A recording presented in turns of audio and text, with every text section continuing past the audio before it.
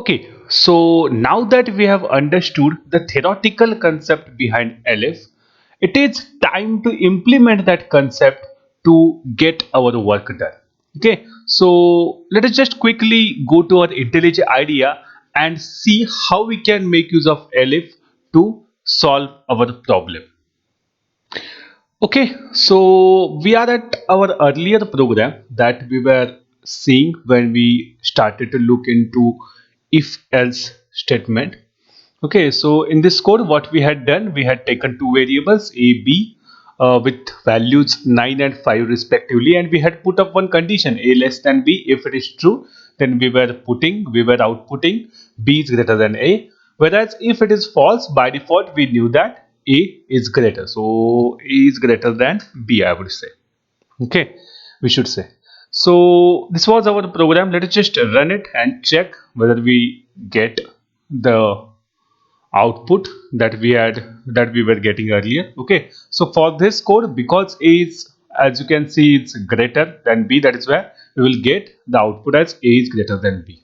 Okay, but as we always know, or as we know, that this code is not that flexible because the values are static, the values are not going to change, and every time I'll execute this code, it will give me the same output. Okay, so we know a better way to code this. So we have seen how to use make use of input function and take values from the user. Okay, so what we are going to do right now is that rather than assigning the values here, we are going to ask the user for both the values. Okay, so for a and b, we are going to ask the user. Time being, for simplicity, let us assume that we want the values in terms of integer. Okay, so let us just put, or let us just write in the way that we have done till now. So int, we are going to convert our value in integer. So how we write it? We are going to write input, and inside that we are going to write enter the first number. Okay, so I'll just put one colon. So here we are going to ask the user for first number. It will be stored inside variable a, whereas on the second line I am going to take another input from the user. So it will be like input, and inside that we are going to say enter the second number. Okay, again I'll put one colon and then space. Okay, so we have asked the user for both the numbers a and b. Okay, user is first we are going to ask for the first number. It will be stored inside variable a. Then we are going to ask the user for second number. It will be stored inside b. Okay, now let us just modify our code as well. Okay, our output as well. So right now the user won't know which one is a and which one is b. Rather than writing b here, b is representing our second number. So I should say second number is greater than, we can call, first number. Okay, and likewise our a here is represented by first number is greater than second number.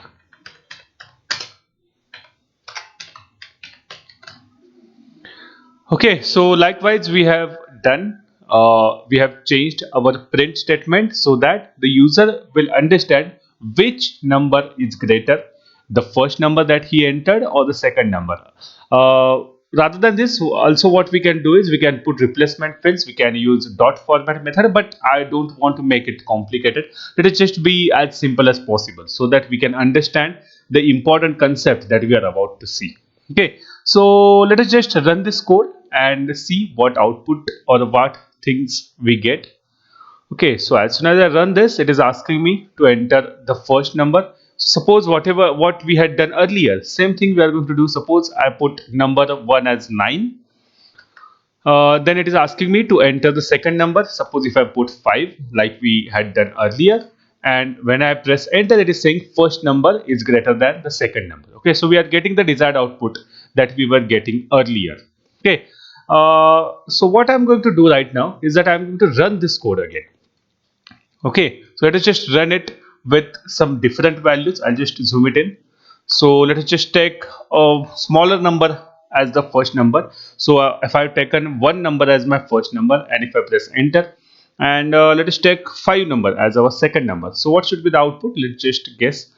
Okay, so as you must have guessed, the output would come out as the second number now is greater than the first number. Okay, so it is serving the purpose. It is telling which number is greater among the two. So that was our problem statement, if you remember. So we are getting the desired output that we were asked for.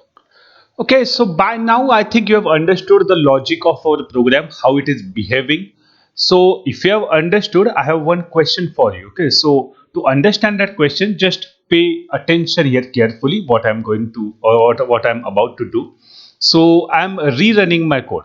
Okay, so I'm rerunning my code, and just observe what I'm going to do. I'm going to enter my first number, suppose as 7. Okay, and I'm pressing enter over here. Okay, and again I'm going to give my second number as well as 7. Okay, so what I want from your side is that just pause the video and try to guess what will be the output of this code. Okay, so the code is in front of you, and you have to guess what should be, or what would be the output of this code. Okay, then only you will understand what is the concept that we are about to study. Okay, so by now I think you must have understood or guessed what will be the answer. Let us just check what will be the answer. If I press enter now, it is saying that first number is greater than the second number. But the thing is that we have entered same numbers. Okay, it shouldn't have said that first number is greater than second, because both the numbers are equal. Okay, so no number is greater than the other. Why we are getting this output, you have to understand it. Okay, carefully observe why we are getting this output. Okay, so how the computer or how the Python will behave here is that it will take the inputs from the user. Our first input will be stored inside A, second input will be stored inside B, and then when it will come to check for the condition, carefully observe here, when it checks for the condition, if A is less than B. So right now, because A value is 7 and B value is 7, A is not less than B. Okay, 7 cannot be less than 7. Okay, so this condition becomes false. And what happens when the condition is false? The program or the Python will execute whatever is written inside else. So that is why we are getting this output, but actually this is not a valid output. Okay, so I think you must have understood what problem we are facing right now. A problem is that whenever I'm giving same input, I'm getting the wrong output because of this structure of our program. Okay, okay, so what to do? The problem that we are facing right now is that when the user is entering same value as number 1 as well as second number, we are getting the wrong output. It was not the case with the earlier code, because in that case we knew the answer, we knew the numbers. Okay, we had given the numbers in the system itself, so we knew that the numbers were not equal, but we cannot control how the input will be given by the user. Okay, user can give it anyhow, so you will have to be prepared, you will have to make the code accordingly, considering all the cases. Okay, so right now you will have to understand here is that in the earlier case we had only two possible outcomes: either A was greater or B was greater, or in other words, either first number was greater or second number was greater. But right now we are facing the third condition as well, in which case both the numbers are equal.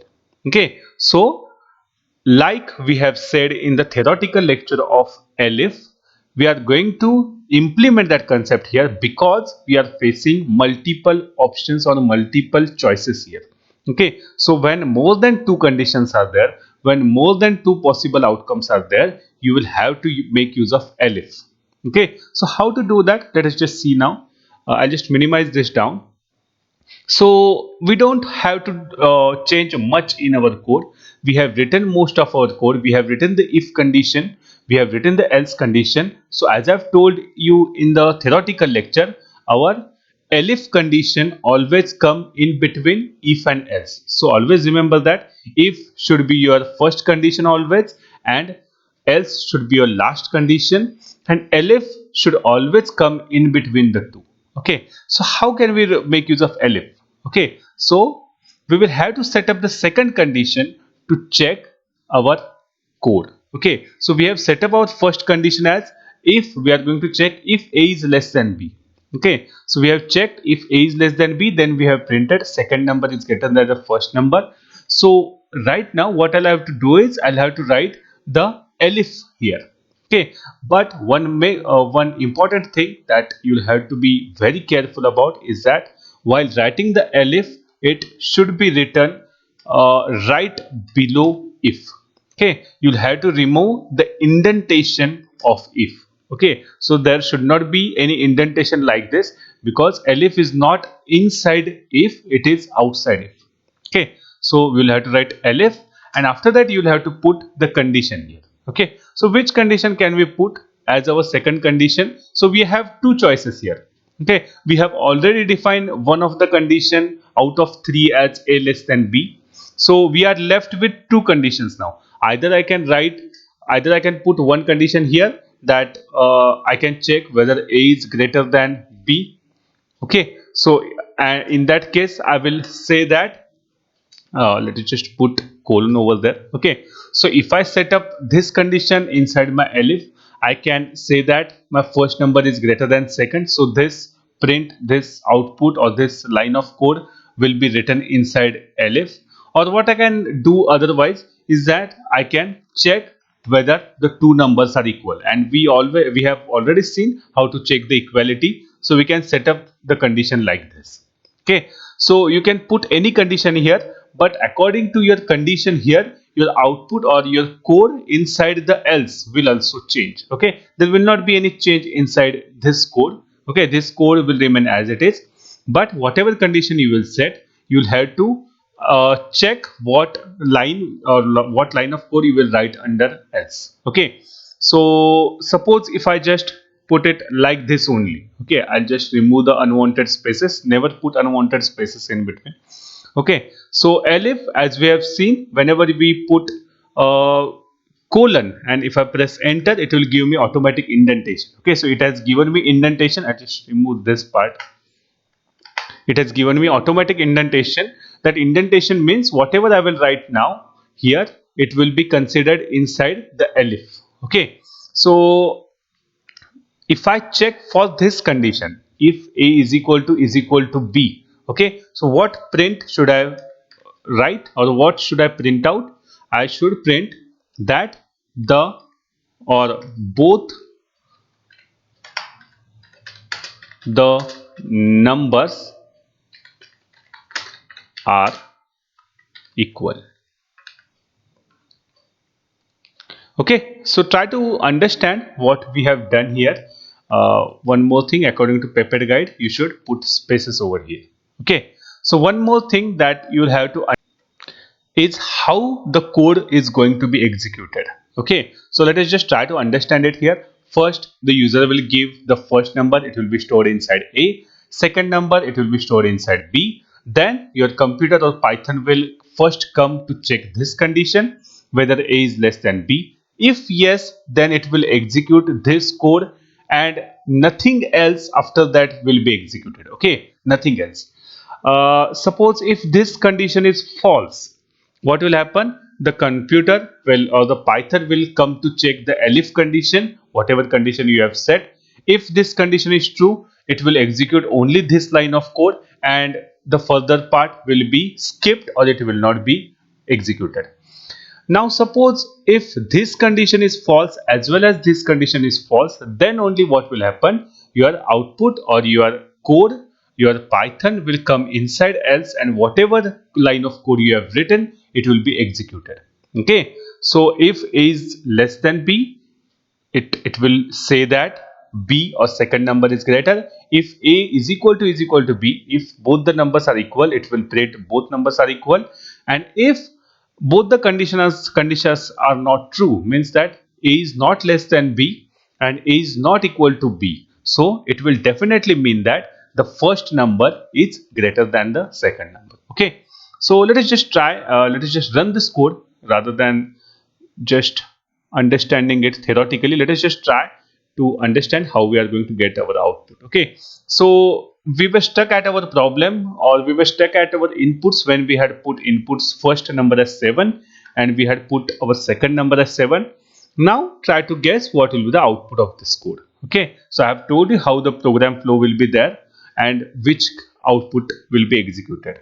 Okay, so if I just press enter over here, now it will say that both the numbers are equal. Why it is saying that? Why it is giving us such output is because when the computer or Python came to check for the condition, it found the condition over here, and that is why it only executed this much of code and it did not execute any other code.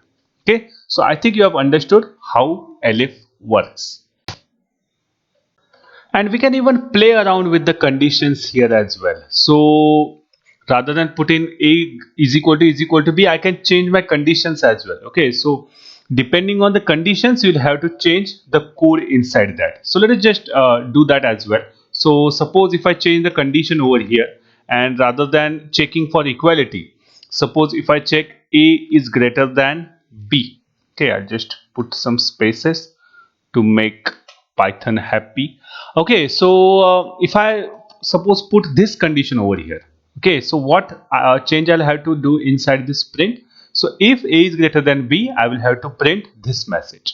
Okay, so I'll have to print this message inside this particular code. Okay, so I'll just remove this out and I will just paste it over here.